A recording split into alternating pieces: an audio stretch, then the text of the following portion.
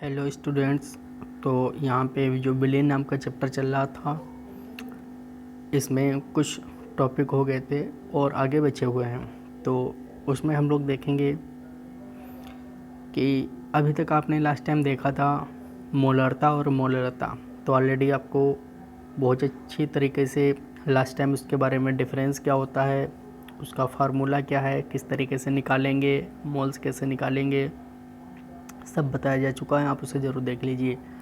अगला जो टॉपिक है वो है ppm, पार्ट्स पर मिलियन। तो ppm होता क्या है, इसके बारे में आप जान पाएंगे।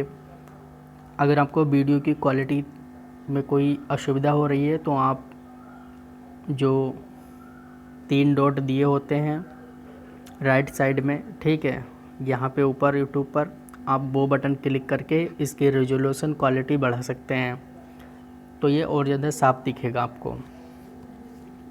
तो चलिए अब आगे देखते हैं कि ppm परिभाषा, सूत्र और ppm होता क्या है। तो देखिए ppm पार्ट्स पर मिलियन। तो मिलियन एक्चुअली ये इंग्लिश का शब्द है। 1 मिलियन में 10 लाख नंबर होते हैं। कितने होते हैं? 10 लाख। 10 लाख को 10 की पावर 6 भी आप लिख सकते हैं। तो मिलियन क्या होते हैं आप जान चुके हैं। मिलियन होते हैं 10 लाख के बराबर, और 10 लाख को हम 10 की पावर 6 से लिख सकते हैं। तो ये ppm इसलिए यूज़ किया जाता है ताकि 10 लाख में किसी की कितनी संख्या है।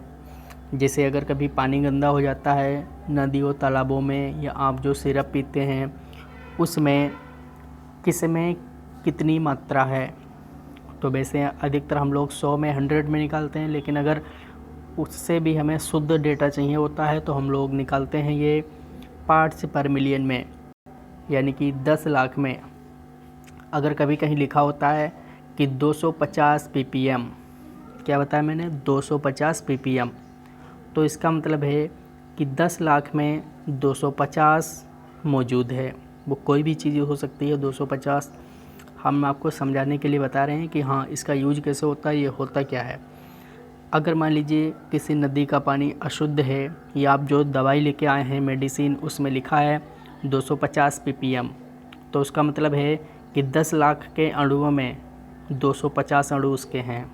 जो भी मेडिसिन है, जैसे सोडियम है, ठीक है, या कैल्शियम है बाय द वे, या मान लीजिए पानी के बारे में लिखा है, जल के बारे में लिखा है कि जल की इतनी ज़्यादा क्या है, शुद्धता ख़राब हो चुकी है कि जल की जो अशुद्धियां हैं वो 450 ppm तक पहुंच गई हैं। तो इसका मतलब है कि 10 लाख अणुओं में 450 अणु अशुद्धियां हैं। तो अब आपको ppm समझ आ गया होगा। अब देख लीजिए ppm होता क्या है। तो ppm पर मिलियन, ppm की परिभाषा 10 की घात 6 ग्राम बिलियन में किसी विलेय की घुली हुई ग्राम में मात्रा को ppm कहते हैं। तो जो मात्रा घुली होगी उसी को कहेंगे। अब ppm क्या है, तो जैसे परसेंटेज निकालते हैं तो हमेशा आप 100 से गुणा करते हैं, 100 से। वैसे जब ppm निकालेंगे तो 10 लाख का है, इसीलिए हम यहाँ पे 10 लाख से गुणा करेंगे। तो कोई कन्फ्यूजन की बात नहीं है। आप जब परसेंटेज निकालते हैं तो 100 से गुणा करते हैं, यहाँ हम 10 लाख है यानी 10 की घात 6 से गुणा करेंगे।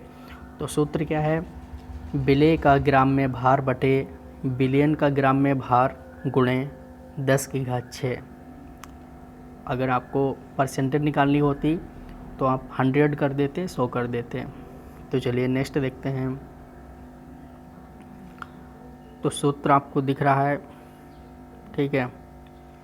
तो क्वेश्चन है 1 किलोग्राम जल में 5 × 10 की घात -3 ग्राम ऑक्सीजन घुली हुई है। ऑक्सीजन की मात्रा ppm में ज्ञात कीजिए।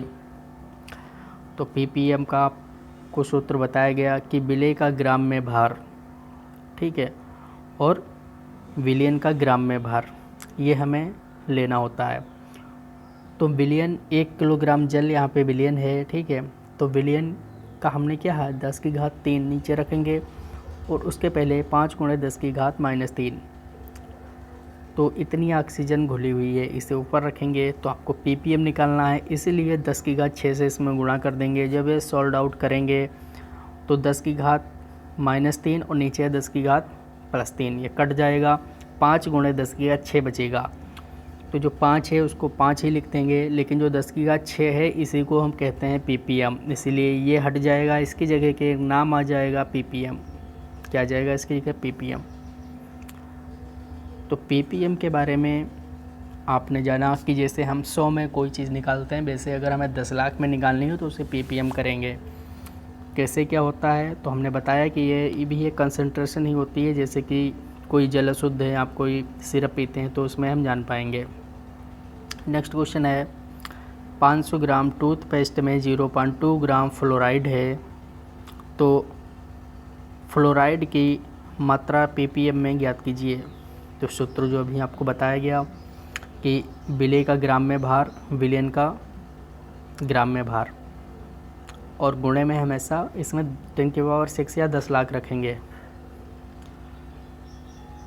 तो 0.02 अपान 500 × 10⁶। तो देखिए, सबसे पहले जब हमने चैप्टर शुरू किया था तो हमने आपको बताया था कि विलेय क्या होते हैं और विलायक क्या है और विलयन क्या है। अगर ये सब चीज़ें आपको नहीं पता हैं तो आप, जब हमने चैप्टर प्रारंभ किया था विलयन, तो सबसे पहले मैंने आपको यही बताया था, क्योंकि यदि आप ये चीज़ें नहीं समझ पाएंगे तो पूरे चैप्टर में आप कुछ भी नहीं समझ पाएंगे। तो देखिए, जो विलेय होता है वो कोई चीज़ जब घोली जाती है किसी में या कुछ डाला जाता है तो उसको हम कहते हैं, और ये हमेशा कम मात्रा में होता है, इसीलिए 0.02 ये फ्लोराइड है, और जो विलयन है वो 500 ग्राम टूथपेस्ट है। तो इसे रखेंगे, फिर सॉल्व आउट करेंगे, ठीक है। तो नीचे 5 है, ठीक है, और ऊपर क्या है 0.02 है। इसे 5 को 20 यानी कि 40 आएगा, और 10⁶ है इसीलिए ppm आ जाएगा। तो सॉल्व आउट करने पे इतना ही आपको प्राप्त हो जाएगा। तो ppm के बारे में आप जान पाए हैं कि 10 लाख में हम किसी की अणुओं की संख्या निकालते हैं तो उसमें किसी की कितनी मात्रा, इसे हम ppm कहते हैं। अगर 100 में आप 100 से गुणा करते थे, इसमें हम 10⁶ से गुणा कर देंगे। अब बात करते हैं नेक्स्ट, ठोस को द्रव में विलेयता तथा प्रभावित करने वाले कारक। तो ठोस जो होते हैं वो द्रव में कैसे घुलते हैं, कैसे विलेय होते हैं, और उनको कौन कौन प्रभावित करता है, प्रभावित करने वाले कारक कौन कौन से हैं। तो देखिएगा, तो ठोसों की द्रव में विलेयता, तो निश्चित ताप पर 100 ग्राम विलयन में किसी ठोस की घुली हुई अधिकतम मात्रा जिसे संतृप्त विलयन बनाया जा सके वे ठोस की द्रव में विलेयता कहलाती है। तो विलेयता होती क्या है? विलेयता होती है कि जैसे 100 ग्राम आपने कुछ भी ले लिया, अब उसमें आप कोई चीज़ घोलते जाइए, एक ऐसा समय आ जाएगा कि उस समय के बाद वो चीज़ उसमें नहीं घुलेगी। तो जो लास्ट स्टेज होगा जहाँ पे चीज़ घुल रही थी वही उसकी विलेयता कहलाएगी। जैसे 100 ग्राम जल में आप चीनी घोल रहे हैं, एक समय आएगा जब उसके बाद चीनी उसमें नहीं घुलेगी 100 ग्राम जल में, तो जहाँ पे चीनी घुलना बंद हो जाएगी तो वही उसकी विलेयता कहलाएगी कि हाँ, जल में इतनी चीनी विलेय है या घुल गई है। तो ठोस की द्रव में विलेयता क्या है आप जान चुके हैं। अब देखिए, अब हम सीधे बात करेंगे कि ठोस की द्रव में विलेयता को प्रभावित करने वाले कारक, यानी जब अभी मैंने आपको ये बताया है कि आपको अगर चीनी जल में घुलनी है तो वो कैसे प्रभावित होगी। तो देखिए, ताप, हम यहाँ पे इम्पॉर्टेंट फैक्टर की बात करेंगे। तो इसमें कुछ चीज़ें हैं, ठीक है। विलयन काफ़ी अच्छा चैप्टर है, एग्ज़ाम में क्वेश्चंस आते ज़रूर हैं। तो आपको नंबर 1 ध्यान रखना है ताप। अगर आप टेम्परेचर दे देंगे और चीनी घोलेंगे तो हो सकता है चीनी उसमें थोड़ी और घुल जाए, तो ऐसे आपको ध्यान रखना है। एक ताप, तो ताप का उस पर प्रभाव पड़ेगा, ठीक है। देख लीजिए, बे ठोस जिन्हें जल में घोलने पर उसमें बाहर निकलती है उनकी विलेयता ताप बढ़ाने से कम हो जाती है। तो CaO तथा सोडियम कार्बोनेट यानी चूना, बे ठोस जिन्हें जल में घोलने पर उसमें अवशोषित होती है उनकी विलेयता ताप बढ़ाने पर अधिक हो जाती है। जैसे NaCl ये नमक हो गया, ठीक है, KCl पोटेशियम क्लोराइड, तो ये प्रभाव पड़ता है। तो अगर उसमें बाहर निकल रही है तो वो और ज़्यादा घुल जाएगा, अन्यथा कम भी हो जाएगा। दाब, तो ठोस तथा द्रव में संपीड़ितता का गुण बहुत कम होता है, अतः ठोस की द्रव में विलेयता का दाब का कोई प्रभाव नहीं होता है। तो दाब का क्या है, कोई प्रभाव नहीं पड़ेगा। गैस के द्रव में विलेयता तथा प्रभावित करने वाले कारक, तो गैस के द्रव में विलेयता, प्रत्येक गैस द्रव में कुछ मात्रा में अवश्य विलेय रहती है।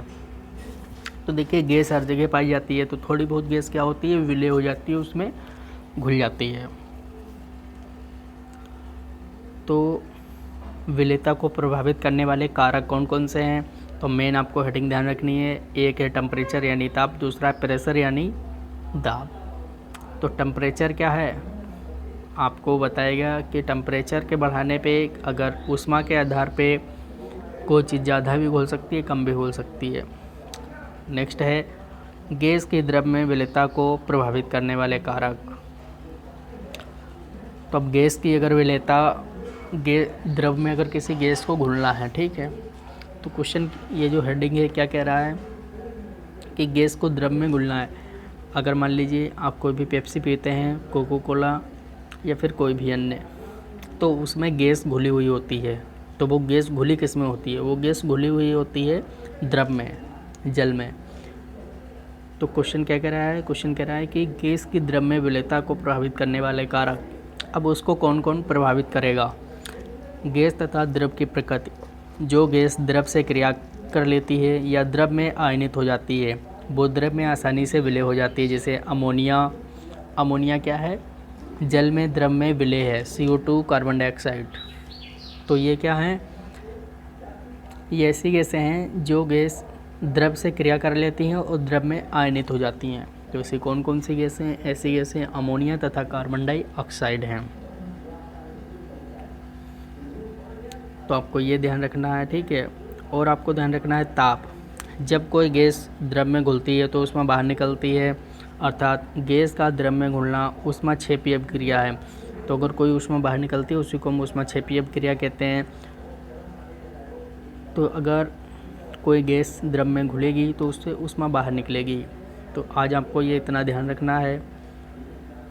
तो आज हमने आपको क्या क्या बताया है, तो हमने पहले आपको बताया ppm पार्ट्स पर मिलियन क्या होता है। तो हमने बताया कि 10⁶ में यानी 10 लाख अणुओं में किसी की कितनी मात्रा है वो ppm कहलाएगी। फिर उसके बाद विलेयता पर किसका किसका प्रभाव पड़ता है वो आपको बताया, ताप का और दाब का प्रभाव पड़ता है। और उसके बाद ppm का यूज़ कैसे कहाँ करेंगे तो वो भी आपको बताएगा। किसी की सांद्रता को दर्शाने में हम इसका यूज़ करते हैं ppm का, ठीक है। तो आज आपने इतनी चीज़ें जानी हैं। अब आपका इसमें आपको वर्क करना चाहिए। यदि आप, अगला आपका जो क्वेश्चन है वो ये है कि ppm क्या है, आप इसे नोट डाउन करिएगा। इसका जो मैंने आपको क्वेश्चन बताया उसे करिएगा। उसके बाद विलेयता को प्रभावित करने वाले कारक, इसके बारे में 3-3 लाइन 2-2 लाइन लिखिए। और उसके बाद गैस के द्रव में विलेयता को प्रभावित करने वाले कारक, इसके बारे में आप यदि इतने क्वेश्चन लिखेंगे तो यही आपका HW है। तो आज के लिए इतना ही, नेक्स्ट मिलते हैं नेक्स्ट टाइम।